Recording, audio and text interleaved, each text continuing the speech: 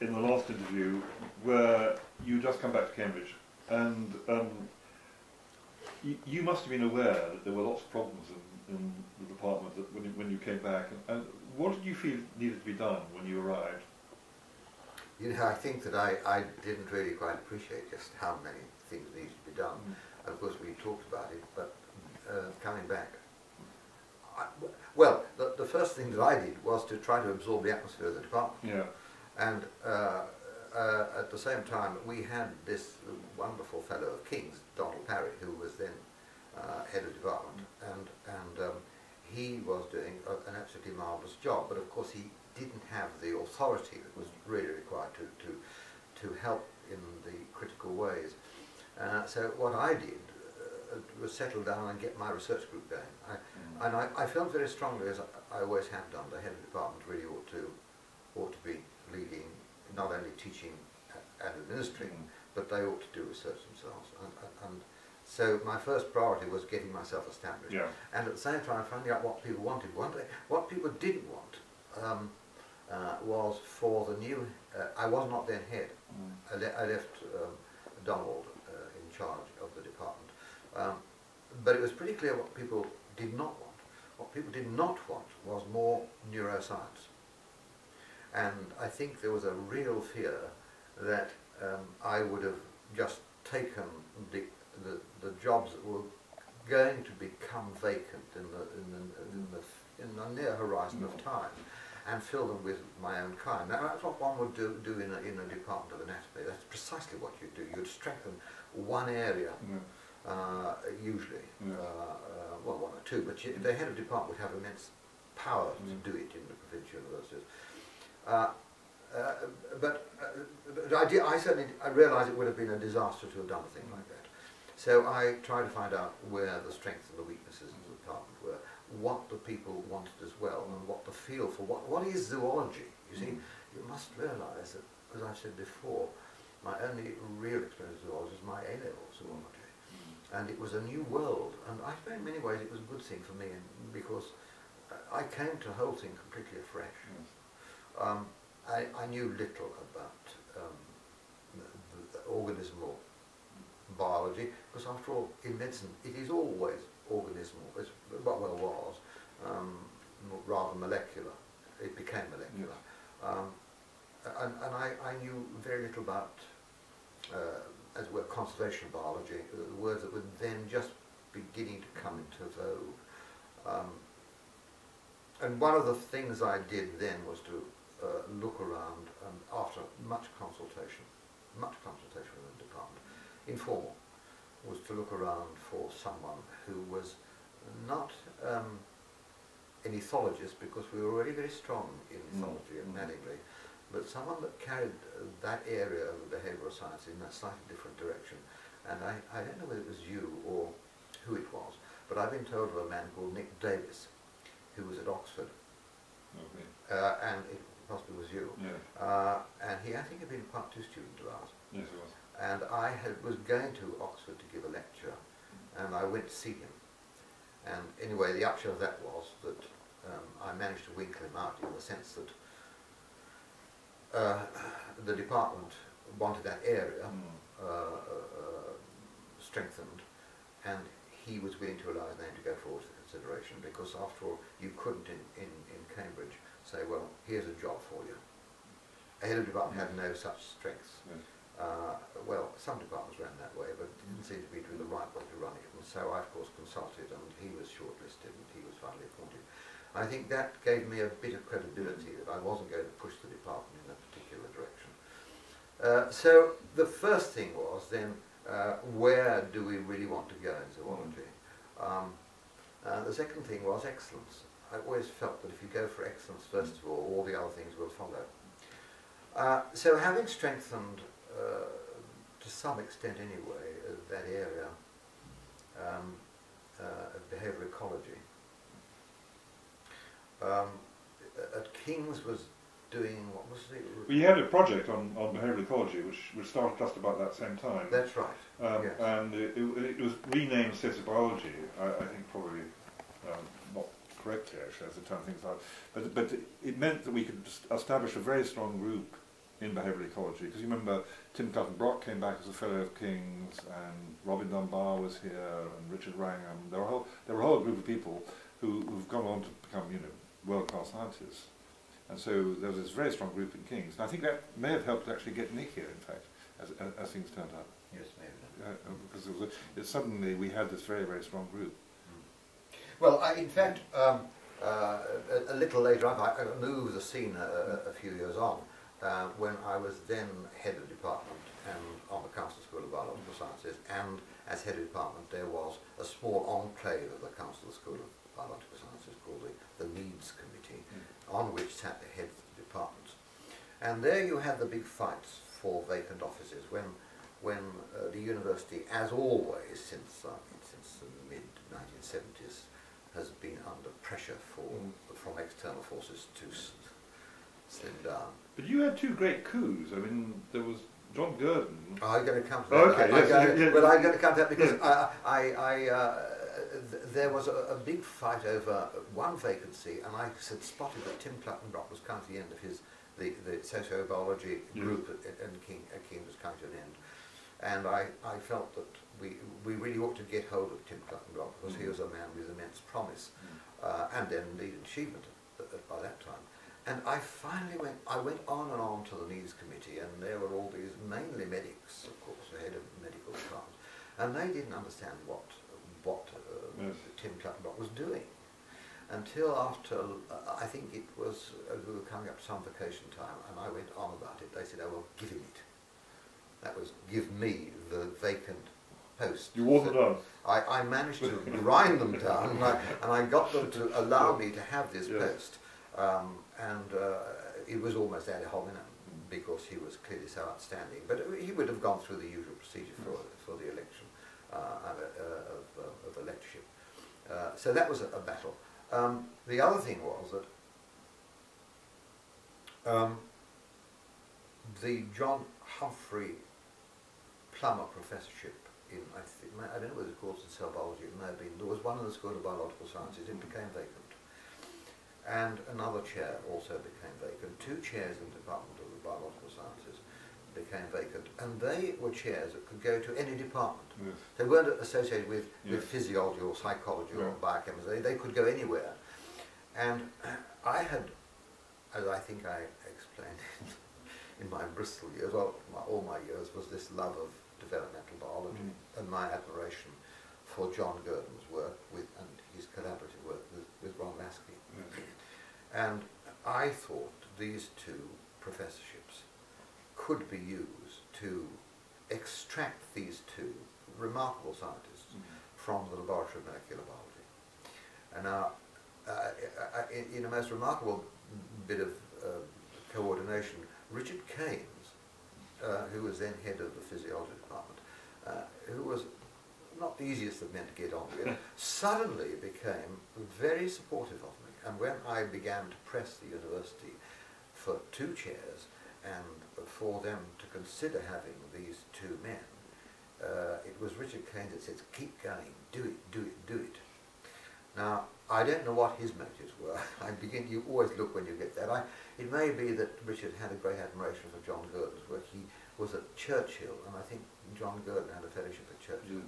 Anyway, I think there was enough noise coming to me that John Gurdon and Ron Lasky were not happy at the Laboratory of Molecular Biology, and this would be an optimum moment for me to approach them. Yes. I went to the laboratory. I went to meet them there, and I had tea with them up in the tea room up there, and in the always understated way of John Gurdon and Ron Lasky, it was clear to me they were interested. But there were things they really wanted. What they wanted to do was to establish a really outstanding department of developmental biology, and I think they thought that they themselves weren't sufficient. There was another chair coming vacant. That was, I think, the Quick Professorship was becoming. I thought that was the one that John Gurdon got. No, he didn't get it. He got the Plummer Professorship, and the one, the person that got it in the end was Chris Wiley from University College. Oh, that's right, yes. So there was let's be, I don't want to in any sense misrepresent and imply you could short circuit the university, because you simply couldn't do that. But what we had was some quite remarkable people willing to go forward, allow their names to go forward. And I remember Alan Hodgkin was on the panel of electors to the professorship, or more than one of them, and he was very enthusiastic about this. So in the end, indeed, the post was offered to John Gurdon, one to John and one to Ron Lasky, which enabled them to come together. They wouldn't have moved one alone. No. So good fortune, and they wanted to come to Department of Zoology.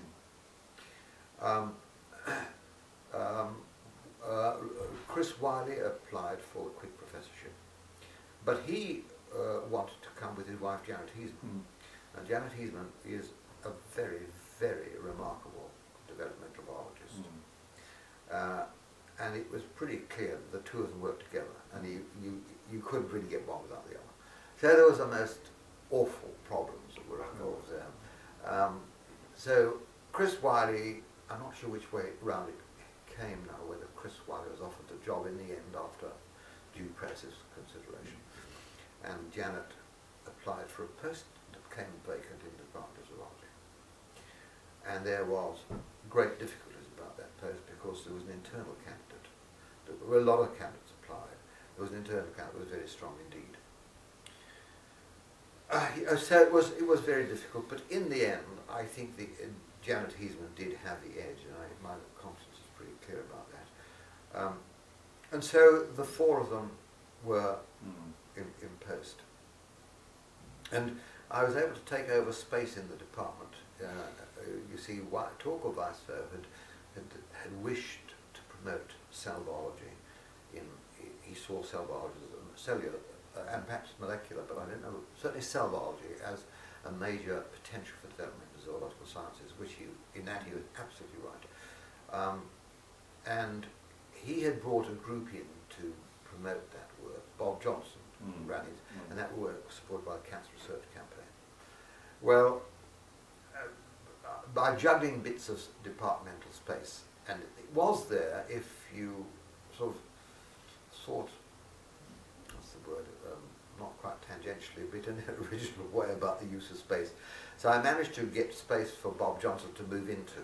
The Cancer Research Campaign gave, and I think welcome, but certainly the Cancer Research Campaign gave a very large sum of money for the refurbishment of laboratories for John Gurdon and Ron Lasky, and so the thing took off extremely well. A little later on, we had the opportunity to appoint Mike Bate. I'm not sure which way the times were, but we now had Mike Bate, who was also a very remarkably distinguished young developmental biologist. And of course he had a fellowship, came to have a fellowship of King's. So we had this extraordinary cluster. It was my dream come true. I mean, I wasn't doing the developmental biology, but there were people of this remarkable caliber that were to do it. And that development brought the Department of Zoology up into really in the state of the highest possible level. It's not to say only because we had, in comparative physiology, we had Charlie Ellington, for example. I say distinguished, I mean by every meaningful use of that word, these people were distinguished. Really distinguished.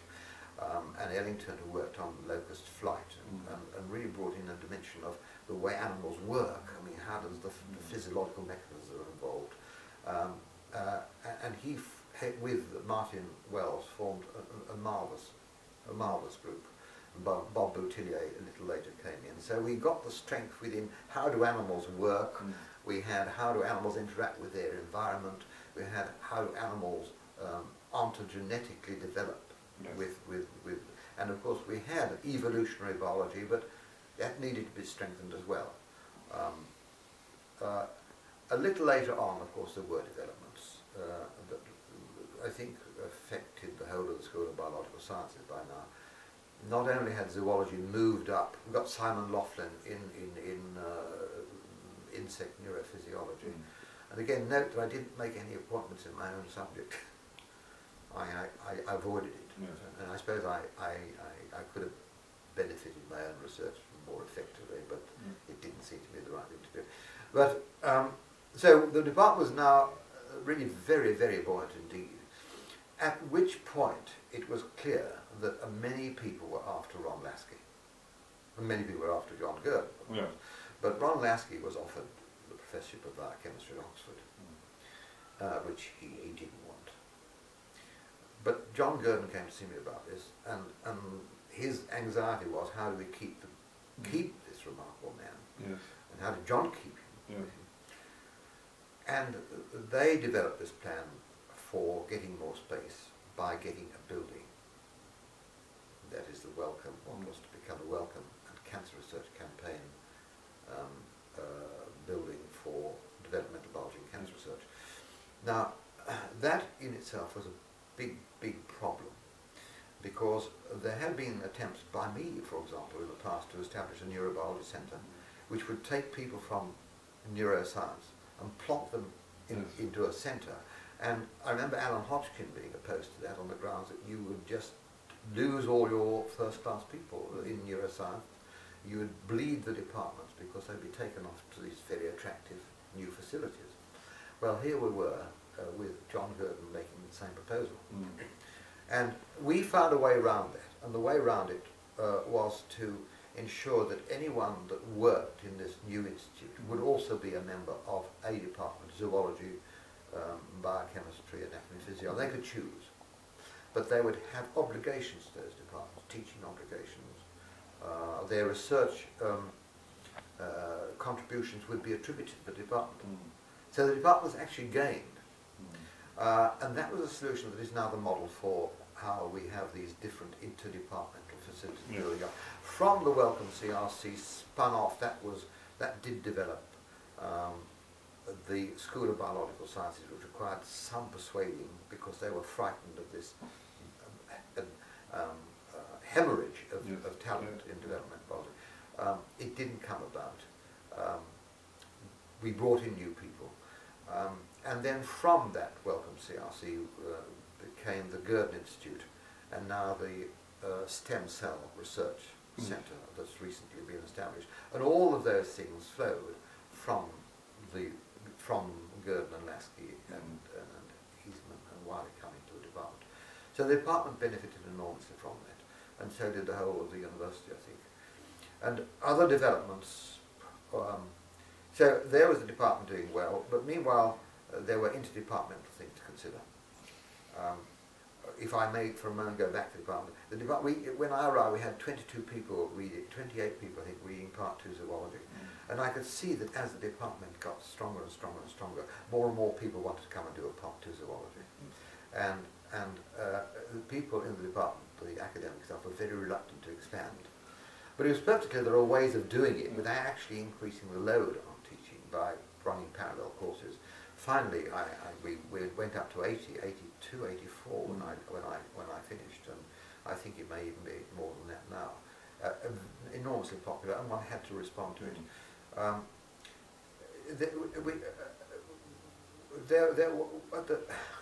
Difficult words come tumbling about these developments.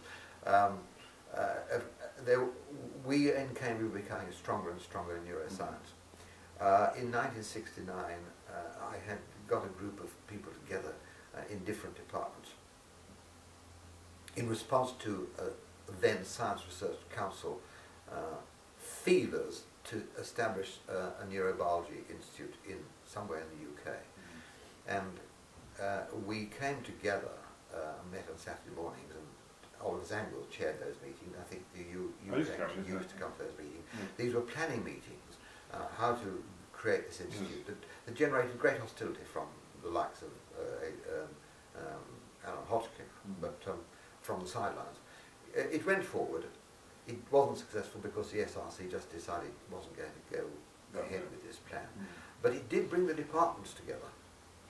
And out of that arose the Neuroscience Club that was now an interdepartmental club run by John Traherne, Hans Lisselman and myself, and we used to meet on Saturday morning. So that the various departments are now being drawn together in a way that we'd always been so fractured in the past. And then in 1989, I think it was, the Medical Research Council, 1987, sorry, Medical Research Council said they did want to establish a neuroscience centre somewhere in the UK. And I got all the people again from the various departments, not the same people, the same departments, to a meeting in the Department of Zoology to respond to this initiative. Well, we did, and we were successful. We got the brain repair unit, and that brain repair unit is sort of based on the Wellcome CRC laboratories where people are attached to different departments but work in that centre with their facilities. That time we established the Cambridge Neuroscience Seminars, so every year all the neuroscientists come together and talk about their research. And round about then I spoke to Nick McIntosh here in King's. He, of course, has been a fellow at King's for a long time.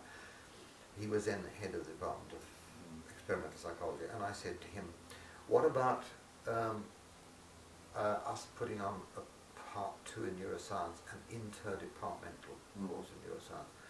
And so he and I wrote a letter to all the heads of the relevant departments, brought them together, and we got a Part 2 neuroscience going, which was, of course, an interdepartmental one. So those things were now beginning to flourish in an extremely exciting way. And then we also planned new courses in evolution and behaviour, and that was not to come to fruition until years after I'd retired. But I think that sort of encapsulates what I mean, these were big achievements, and it must have taken a lot of your time. And what I don't quite understand is how you managed to budget your time, because you were also doing active research, and how did you do that? I mean, how did you work it so that you could do both these big sort of political things, really? I mean, in the university, and at the same time keep your own research going. Well, I had a technique. I don't know how good a head of department I was. I mean, the fact the department flourished is a measure. I don't know, but I wasn't a head of department where the doors were open all the time. I was always accessible when there was serious trouble, and personal trouble, or bereavement, someone was ill or something was going wrong somewhere with teaching, then I actively intervened. But as long as the things were going well, I would encourage, but I didn't expect people to come and see me, and the door was not always open. But they knew when they wanted to see me, people could see me. So my schedule during full term was on Monday. There were the meetings, the faculty boards, all the Council School of Biological Sciences, all the needs committee. So all of Monday was given over to administration. Tuesday morning I'd clear up the after effects, as it were, of see my administrator John Andrews and Bill Norton before him.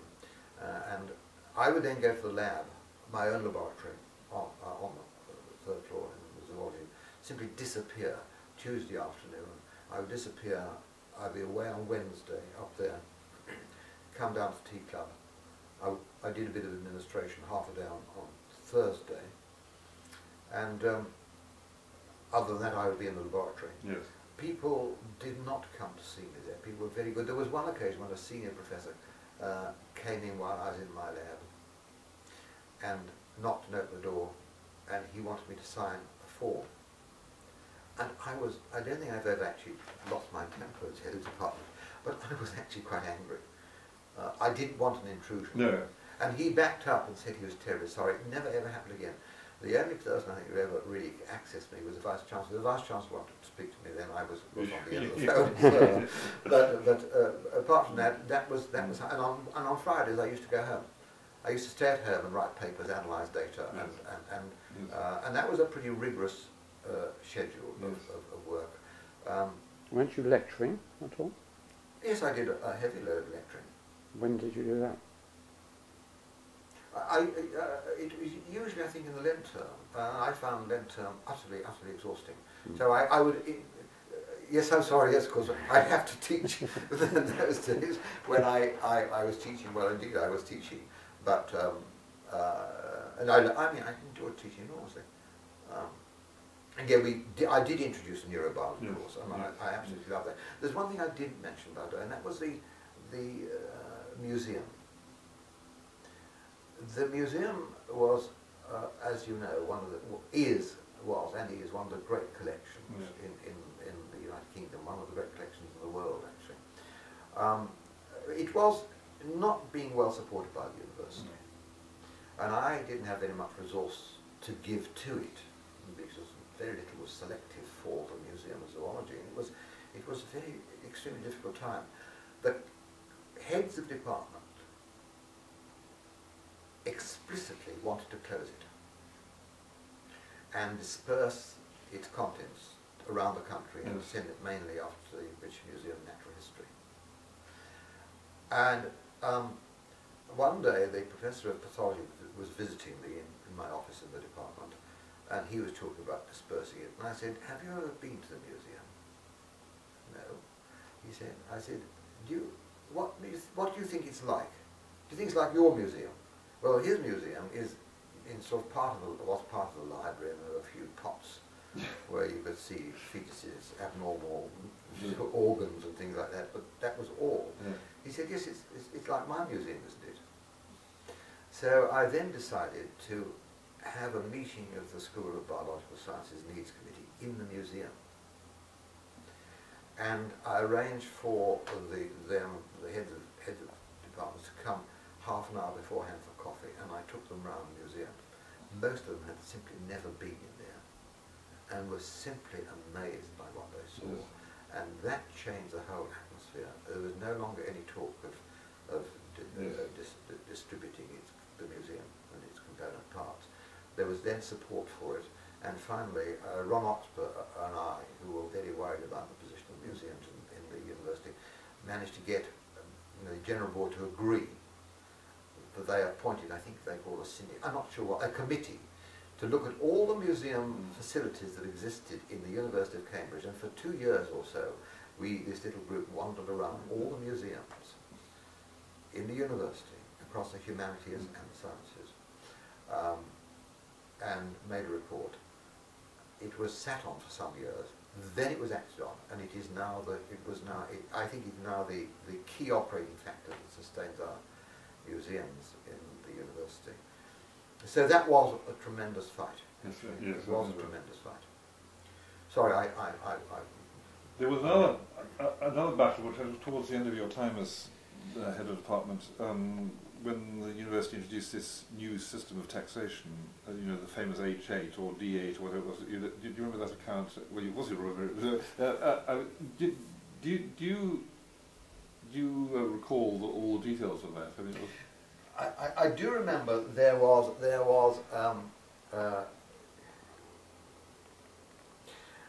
there's a devolution of finances from the centre. Yes. And the departments were charged according to their research. They were given a number of students, a number of staff, there was staff-student ratios, and the amount of space they had, and the cost of the space, the income that departments were receiving from their research activities and so on. Now, zoology, what was peculiar about that was, if you did no research, you didn't get a deficit. And there was physiology, which had very little by way of income from research grants, happily balanced with a zero deficit, and doing virtually no research, and having a lot of staff with a minimum teaching, with a large number of students, but they used to give a lecture to natural scientists and medical students all in one course, a thoroughly unsatisfactory course for natural scientists to be taught about the human circulatory system. There were so many other things to learn about in physiology. And they got to play with blue murder, you see, and meanwhile I think zoology had £500,000 deficit, which was a colossal deficit. So there was, and then there would be people that would manoeuvre. It was fascinating, absolutely fascinating time. Manoeuvre their staff-student ratios, and there was. I remember there was one department, the staff-student ratio. The staff were doing an enormous load relative to their student numbers, and if you looked at the amount of hours that people taught, and looked at that side of the equation, you saw this department was overloading its teachers. There's no doubt about it. It had a huge load. On the other hand, it would have, say, 8 or 10 Part 2 students. And what they did was to give, if one student wanted to be on a course, they put a whole course of lectures on for them. And so, of course, the lecturers had a heavy teaching load. Yes. But the staff-student ratio was just absurd. So all those battles were being fought out in the very early days, and it was a fearful struggle. I remember. Deep hostilities. Deep hostilities. I remember when there was one head of department who had been extremely friendly to me whilst Donald Parry was head, and I was thinking of becoming head. I would obviously I was going to become head. And one evening I had him here at King's for dinner, and I had him in my room, H6, and I remember giving him a glass of sherry, and I said, look, you must understand that when I become head of department, you and I will inevitably have some disagreements, but I hope it won't interfere with our friendship, because we had a good friendship. Never interfere with our friendship. But the moment, of course, I touched the ground and I saw what the department needed and what the school needed, it became a different. There were struggles across departments. Yes. And whereas when I had fearful struggles with Keith Peters, who clearly wanted to run the School of Biological Sciences as well as the medical school, he wanted explicitly to take over the School of Biological Sciences. And I was not going to allow him to do that. I was then chairman of the School of Biological Sciences. And so there were very serious battles. And the battles were conducted over round tables, you know, I mean, verbal battles. And a very tense one, because I wasn't going to allow the School of Biological Sciences, and the whole School of Biological Sciences, the preclinical and the genetics and botany and zoology, to be taken over by the clinicians. And that was exactly what Keith denied. He didn't say so, he denied it, of course. He wanted a close liaison, but in the years to come, afterwards, when I absolutely blocked it and stopped it, he said that I was the only one that knew what he wanted to do. And of course I knew, because I spent all my life in a medical school, I knew exactly what the nature of the game was. Yes. And indeed, it was Keith said to me how grateful he was that I blocked it, because he could then put this enormous energy that he has into developing this great clinical school. What I'm getting at here was that Keith Peters and I had these extremely difficult literally arguments, sure, yeah. in public with other people around, and bitter arguments too. But we always remained friends, and there was, I think, on no occasion when we left that room where we were having these debates, when we would say anything unkind to each other or about each other. We might say, you know, I might say, oh, Peters, yeah, he wants to take over the School of Biological Sciences. But that was fair game. But I never said that he was, in any sense, a bad man or doing something improper. It's just his perception of the way the whole of the school and the clinical school goes radically different from mine. But that's academia at its best, I would say, when you can argue the case and afterward retain goodwill and good fellowship. And I think in part that's one of the attributes of Cambridge stems from the fellowship, lowercase f, of being a fellow of the college. We weren't fellows of the same college, but it instills that feeling of respect and the opportunity to disagree and have respect and good friendship and good fellowship. I think one acquires that from being a fellow of a college, and that I think fans out to the university system. I remember Keith, a different person of different context, saying, with friends like you, who needs enemies?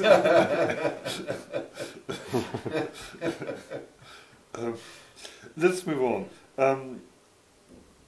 Can we touch on the BSc study, because that was actually after you ceased to be professor of zoology. I think that was, when was that? It was that. Yes, was, that's right. That was early 90s, wasn't it? That was that's why I reported it 2001, so it would be toward the end of the 90s. Yes, I was approached in December, a phone call from what is now DEFRA, was then the Ministry of Agriculture, Food and Fisheries, and asking me if I would do this because the minister, Nick Brown, had sought in Parliament to set up a committee, sought through Parliament, set up a committee to look at the origins of BSE, bovine spongiform encephalopathy. And I had been, when I was on the Council of the Agricultural Food Research Council, I had been chairman of the committee that distributed financial resources to the whole of the effort into this transmissible encephalopathies, which is scrapie as well, or all of these generic diseases. So I was seen to be someone who knew something about it. It is not my field, of course, but I was approached to do it, and I said, well, I mean, that's a poison chalice. I need time to think. Well, they gave me 2 days to think about it because the minister had to make a statement in the House of Commons that the committee had been appointed. He had to make that statement in the House of Commons by the end of the Michaelmas session in December. So I finally agreed that I would do it. Yeah, but I was I could have done it alone, or I could have, which I did do, was to look around and think who the people are that would be helpful and knowledgeable about these fields. And so the committee I appointed was entirely independent of any pressure, and it was entirely appointed by me. No one had. Was that at the same time as Nick Phillips was doing his report? No, it was afterward. Nick Phillips had reported, and that report had suggested that the origins of BSE was a mutation in cattle, possibly one animal. Yes. And there was much debate as to whether that was right or plausible. Right. And more to the point, he excluded scrapie as a source.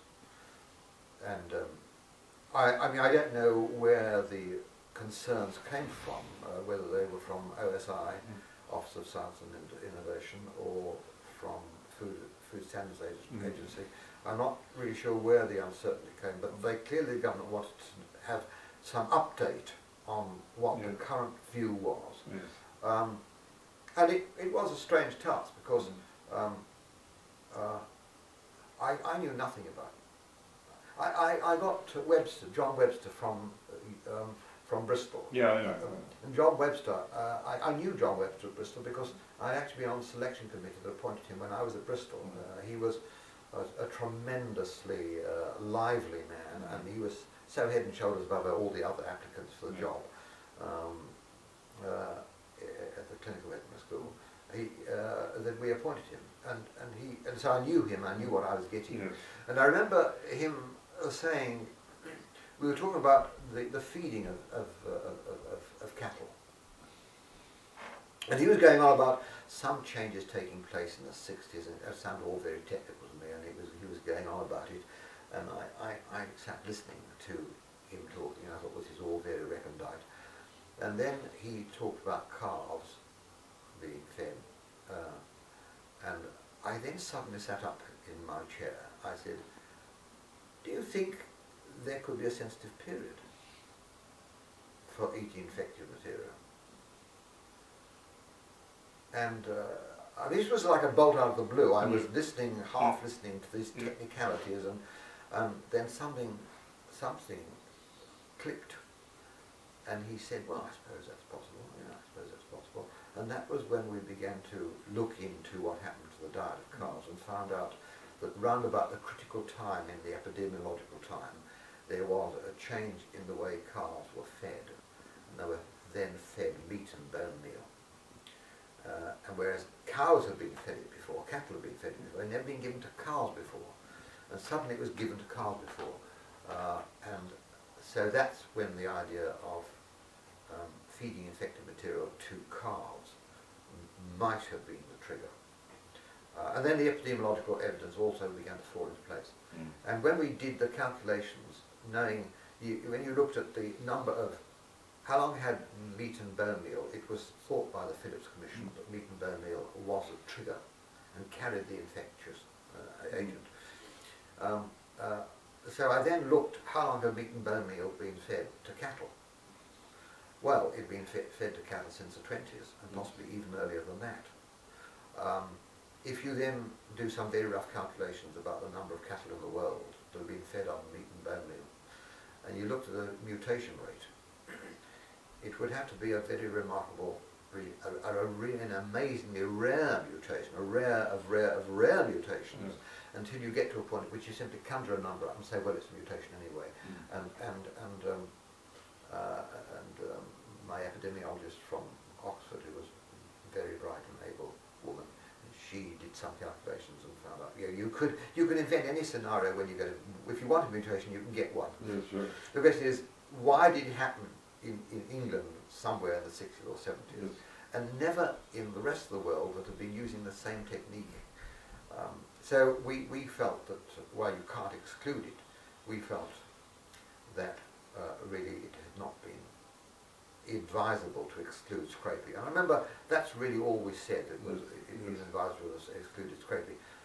And then the newspapers got hold of it and said, scrapie are the cause of the BSE. And that is, the current view is scrapie is the cause of BSE, and of course my committee never said that. We said we couldn't exclude it. And I had 6 months to do it. We had 6 months. Yes, I remember you worked very hard on that. Hard work. Yes, yes.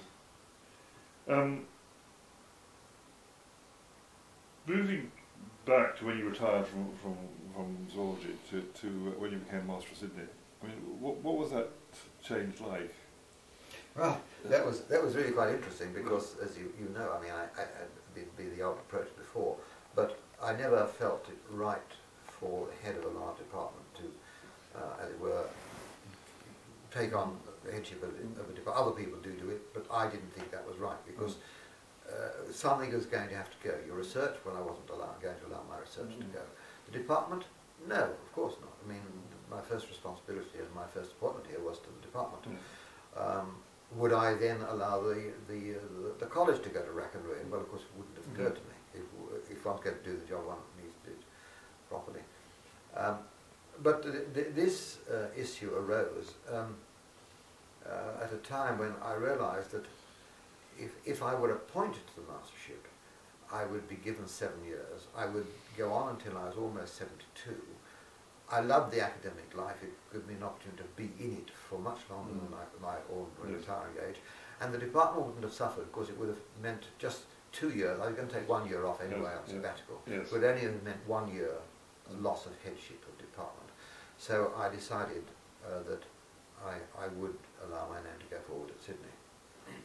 And that meant bringing my headship to an end a year earlier, because it was actually very difficult for everybody, and you valiantly stood in.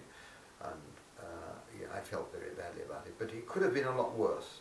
You know, I only deprived the university of the department of really 1 year of my services. It was an extraordinarily interesting experience because it's quite different. Being head of a college and head of a department, two radically, profoundly different kinds of activities. Head of a department, you not only have the right to say where the department is going, you have a lot of power to use to ensure it does go in that way. Now, the power in a university department is the power of space. I mean, some heads no doubt will short circuit. Well, you can't short circuit the appointments committee for appointments, but you can make it clear that you, the head of department, want this person, Yes, and sure. it's difficult for an appointment to a committee to go against Yes. it. But even if you take the democratic position, and that is to say that it is a democratic process of selecting the best person in the right field and going to the appointments committee with the person you and the department want. The fact that sounds as if the department therefore is run from below. It sounds as if it's run from the staff. Well, it's not the case. The head of the department has power, as I say, through space.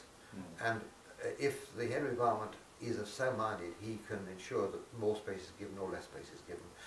And that, I think, is seen by the staff. And there is, I think, within the science departments, except perhaps one or two, an awareness that there is desirably a hierarchical structure. In a college, there's much less of a hierarchical structure. And in a college, you have to both reflect what the fellowship wants and at the same time guide it, and yet guide it without seeming to push it. And it's this balancing act between these two activities that is critical. It's critically different from a department, and critical for running, not running, for being head of the house. Yes. And one thing I did when I went to Sydney, I took with me the King's notion of a centre, research centre. I thought it was an extremely good way of using the research fellowships on the grounds that every year there are a small number of fellowships given for research, postdocs and so on, or PhD, people come to the end of their PhDs.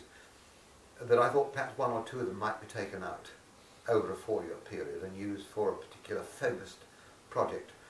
And the fellowship, I had mentioned this in my interview. I'd been interviewed by the fellows, and I said, for example, one could do this, and I happened to mention a topic that seemed to me be crying out to be looked at, and that was one could see the Soviet Union was crumbling and had been crumbling, and you've got the post-Soviet states forming. And I think I mentioned, for example, I gave a number of examples of things that would be fascinating things to take up, which were not represented at the university. And after I was elected, I was approached by a fellow and asked, were you serious about the post-Soviet states? So I said, well, only in the sense I was serious about the project. I mean, I put it out. It's for the fellowship to decide whether it wants to do anything. And a group of the fellowship did get together, and they put on a project called Post-Soviet States in Transition. And it was actually very successful indeed. And a book was published, and it was run by a fellow at the college called Graham Smith, who was a geographer. And it tragically, they had produced a book, Post-Soviet States in Transition, which was an important landmark of their work. And a week before it was due to be published, he had been rushed to hospital, diagnosed with cancer, and was dead in the week, with absolutely no sign whatsoever. I don't know what it was actually, but it was a racing cancer. Yeah. And he was shown the book that just appeared, and he's shown the first copy, and he wrote in it to me, thanking me for it. Because I actually hadn't done anything about it, so I just allowed it. I sort of facilitated it, but it was and I got that the book. It was a lovely thing to have from him. But it didn't foster. It didn't take off there. But I mean, I thought the fellowship needed to be brought together, and well, one way or another, I think that was possible. There were some battles, of course, but they resolved themselves. Yes. And also, I was charged with the task of celebrating the quadricentenary, the 400th anniversary. And there were two things happened there. I was asked to get the appeal going and get in some money. I managed to get in 6.5 million, but more than that, I've established a system now by which the money is coming in very effectively. Yes. But I think probably one of my great achievements as far as the history of the college is concerned, it was being the college of Oliver Cromwell. there was a sort of tension between the Crown and the college, and no Crown-headed actually, I think no members of the royal family had visited the college ever, I think. Because Cromwell was there shortly after the foundation, you see. Because I had a good relationship with then Vice-Chancellor David Williams, he encouraged Prince Philip to come as Vice-Chancellor to the college. And Prince Philip did come, and he greatly enjoyed himself. And I think particularly enjoyed interacting with my wife Prill, because she's not only a good looking woman, but she of course is interested in wildlife, and they did get on like a house on fire. So when Philip came, he said, "Why haven't I been brought in before? Why do you keep this place concealed from me?" And so he came back a second time, and then I had thought, well, what I need to do is see if I can get the Queen to come on a centenary, because that would be a great triumph for the college. And I've been told by an officer in the Vice-Chancellor's office that if you simply write to the palace, the letter will be pushed to one side. However, if you can find some way of speaking to the Queen, and then after having done so, write to her and say, "As Your Majesty will recall, I spoke with Your Majesty," you know. So having known what the trick was, shortly afterwards, the master of the manual asked me if my wife Prill and I would go to meet the Queen at some ceremony at Emmanuel College. And I said, "Yes, we will come, on condition that you present me to the Queen." "Okay," he said, "done." So I did manage to work my way forward in Durant tea. She was having tea, and he had no choice whatsoever to present me. And Prill, I immediately got onto it, you see, about the 1596 400th anniversary, and Queen Elizabeth I had in fact been instrumental, by being bribed with a lot of jewellery, I might add, to found the college. And she said, "You are making life very difficult for me, you know." So I said, "Oh, ma'am, it's just been such a wonderful thing to have." And then she sort of drifted off, you see, and she turned to me and she said, "When is it?" And I said, "It's February the 14th. And she said, "Isn't that Valentine's? St. Valentine's Day?" I said, "Yes, ma'am, but you are welcome any time of the year."